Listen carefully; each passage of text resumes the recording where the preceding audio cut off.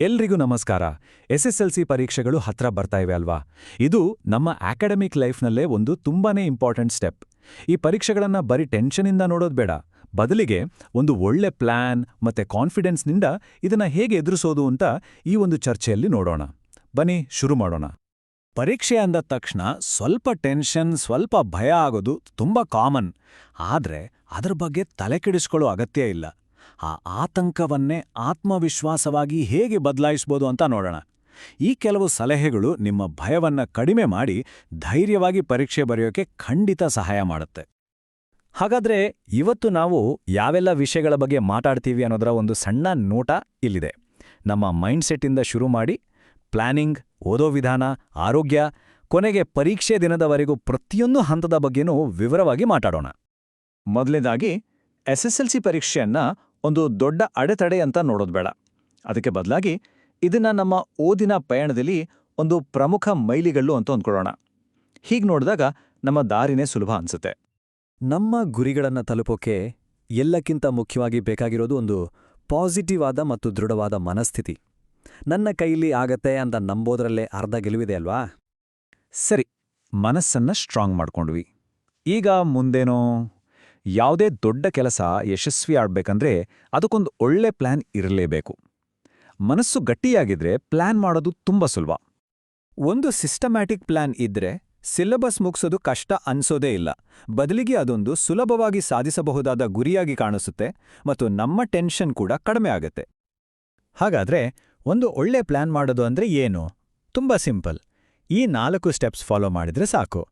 ಮೊದಲು ಸಿಲೆಬಸ್ಸಲ್ಲಿ ಏನಿದೆ ಅಂತ ಪೂರ್ತಿಯಾಗಿ ಅರ್ಥ ಮಾಡ್ಕೊಳ್ಳಿ. ಆಮೇಲೆ ನಿಮ್ಗೆ ಸರಿಹೊಂದುವ ಒಂದು ಟೈಮ್ ಟೇಬಲ್ ರೆಡಿ ಮಾಡಿ. ಪ್ರತಿದಿನ ಚಿಕ್ಕ ಚಿಕ್ಕ ಟಾರ್ಗೆಟ್ ಇಟ್ಕೊಂಡು ಅದನ್ನ ಮುಗಿಸಿ.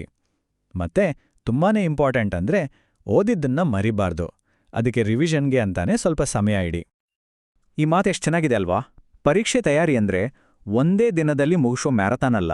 ಬದಲಿಗೆ ಪ್ರತಿದಿನ ಸ್ವಲ್ಪ ಸ್ವಲ್ಪ ಓದೋದು, ಸಣ್ಣ ಸಣ್ಣ ಗುರಿಗಳನ್ನು ತಲುಪೋದು. ಹೀಗೆ ಮಾಡಿದ್ರೆ ದೊಡ್ಡ ಯಶಸ್ಸು ಖಂಡಿತ ಸಿಗುತ್ತೆ. ಕನ್ಸಿಸ್ಟೆನ್ಸಿ ಅಂದ್ರೆ ಸ್ಥಿರವಾದ ಪ್ರಯತ್ನ ಇಲ್ಲಿ ತುಂಬಾನೇ ಮುಖ್ಯ. ಈಗ ಬರೋಣ ಓದೋ ಸ್ಟೈಲ್ ಬಗ್ಗೆ. ದಿನಕ್ಕೆ 10 ಗಂಟೆ ಓದಿದ್ವಿ ಅನ್ನೋದಕ್ಕಿಂತ ಆ ಓದಿದ ಸಮಯವನ್ನ ಹೇಗೆ ಬಳಸ್ಕೊಂಡ್ವಿ ಅನ್ನೋದು ಹೆಚ್ಚು ಮುಖ್ಯ. ಹಾರ್ಡ್ ವರ್ಕ್ಕಿಂತ ಸ್ಮಾರ್ಟ್ ವರ್ಕ್ ಮಾಡಿದ್ರೆ ಸಮಯ ಮತ್ತು ಶ್ರಮ ಎರಡೂ ಉಳಿಯುತ್ತೆ. ಇಲ್ಲಿ ನೋಡಿ, ಓದೋದ್ರಲ್ಲಿ 2 ರೀತಿ ಇದೆ. ಒಂದು, ಸುಮ್ಮನೆ ಪುಸ್ತಕ ನೋಡ್ತಾ ಹೋಗೋದು ಅಂದ್ರೆ ಪ್ಯಾಸಿವ್ ರೀಡಿಂಗ್. ಇದರಿಂದ ಅಷ್ಟಾಗಿ ನೆನಪಲ್ಲಿ ಉಳಿಯಲ್ಲ. ಇನ್ನೊಂದು ಆಕ್ಟಿವ್ ಲರ್ನಿಂಗ್ ಅಂದ್ರೆ ಓದಿದ ವಿಷಯದ ಬಗ್ಗೆ ಪ್ರಶ್ನೆ ಕೇಳೋದು, ಅದನ್ನ ಬರೆದು ನೋಡೋದು, ಚರ್ಚೆ ಮಾಡೋದು. ಹೀಗೆ ಮಾಡಿದಾಗ ವಿಷಯ ಚೆನ್ನಾಗಿ ಅರ್ಥ ಆಗುತ್ತೆ ಮತ್ತು ತುಂಬಾ ದಿನ ನೆನಪಲ್ಲಿ ಉಳಿಯುತ್ತೆ. ಸರಿ, ಈ ಆಕ್ಟಿವ್ ಲರ್ನಿಂಗ್ ಅಂದ್ರೆ ಏನೇನ್ ಮಾಡ್ಬೋದು?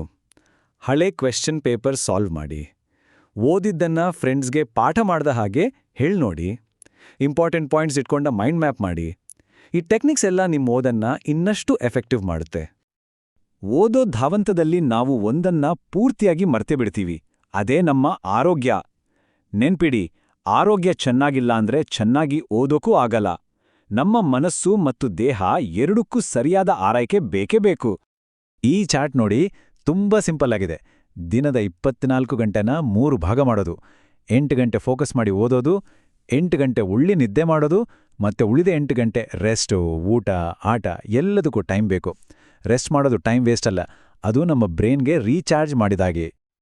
ಆರೋಗ್ಯವಾಗಿರಲು ಕೆಲವು ಸಿಂಪಲ್ ಟಿಪ್ಸ್. ಒಳ್ಳೆ ಊಟ ಮಾಡಿ, ಚೆನ್ನಾಗಿ ನೀರು ಕುಡೀರಿ. ಓದುವಾಗ ಪ್ರತಿ ಗಂಟೆಗೆ ಒಂದು ಸಣ್ಣ ಬ್ರೇಕ್ ತಗೊಳ್ಳಿ. ಜೊತೆಗೆ ಸ್ವಲ್ಪ ವಾಕಿಂಗ್ ಅಥವಾ ಸಣ್ಣ ಪುಟ್ಟ ವ್ಯಾಯಾಮ ಮಾಡಿ. ಇದು ನಮ್ಮನ್ನ ಫ್ರೆಶ್ ಆಗಿಡುತ್ತೆ. ಸರಿ, ಈಗ ನಾವು ಕೊನೆಯ ಮತ್ತು ಅತಿ ಮುಖ್ಯವಾದ ಹಂತಕ್ಕೆ ಬಂದಿದ್ದೇವೆ. ಎಕ್ಸಾಮ್ ದಿನ. ಇಷ್ಟು ದಿನದ ಮೆಹನತಿಗೆ ಫಲ ಸಿಗೋ ಟೈಮ್.